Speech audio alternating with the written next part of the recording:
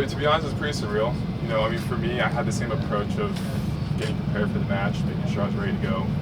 But just how it played out, how it started, how it ended, I think it was a good game for us to have, especially getting the win, and just all the contributions from everyone on the field and from our bench was amazing that night. Drake is.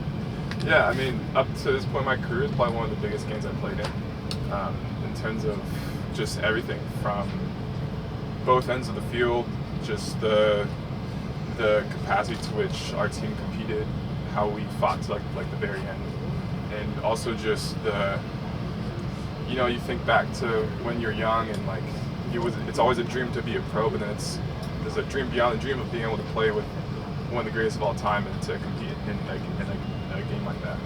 Yeah, it was just good vibes.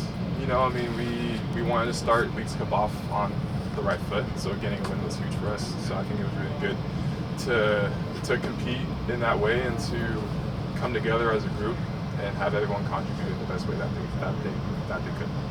It definitely propelled us a little bit, but I think our mentality going into each game has always been to win. And granted, we haven't won as many games as we'd like this year. I think having that same mentality going forward is going to be really important for us. Great. Yeah, you never want to see that happen to any of your teammates, but especially Ian, since he's had a really strong season, knowing what he's been through in the past, just want to be there to support him. I think our whole team is supporting him the best way that we could. And he's young. I know he's a very, very, very strong kid, so I'm sure that he'll be back soon. Yeah. Sure, it's a lot for him right now. Granted, just everything, and just being there for him in whatever way that we can, I think is important. And I know he's been in situations like this before, so he's dealt with adversity, and I think the best that we can do as teammates is just support him, talk to him, hold space for him. So yeah. I think as a collective group, I think everyone kind of saw what we did for each other that game. I got a couple of pats on the back just for some of the saves I made, but again, that's just me doing my job. And again, from minute one, you were locked in, ready to make a save, make a play whenever you can, whenever you're called upon. And there were a few early chances, so just being prepared for that, I think, was important. And then again, it's these small individual moments throughout the game that it's important to be prepared for those. But collectively, I think it was more than just a few saves. I think the team did really, really good. When personally, I didn't really know what to expect because I've never been around a player that capacity before. But he's a pretty humble guy. He's chill.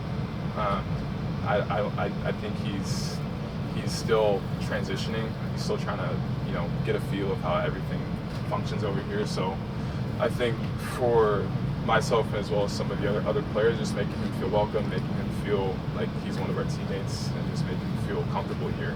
So I say good morning to him. Try and chat with him when I can to make him feel like he's a part of the team. And again, just treat him like one of my teammates. I think he's somebody who, wherever he goes, there's all these cameras and lights, and people want to sign things and people want to talk to him. So I just try and be as normal as I possibly can. Yeah, it's pretty simple. We have a game tomorrow, so I think you have to, of course, experience and feel and use that win to your advantage and enjoy it. But it's a pretty quick turnaround. So it was kind of an emotional roller coaster because with Ian and everything and how the game ended, it was just a lot to experience. So we enjoyed it, but also we recognized who we are as a group and how we respond to adversity and how we fight to the end. There's a lot going on in that game. So the vibes were good, but again, we were looking towards Atlanta tomorrow night. I did a pretty cool view of it. But with a player like that on the ball, of course, he has the ability to go over the wall, but he also has the ability to go really anywhere. And so you really can't anticipate, or you can't cheat. You kind of have to be honest with your set position where the strike goes. So from my angle, I was like, nobody's gonna save this. Once I saw him hit it, like I alluded to, Franco we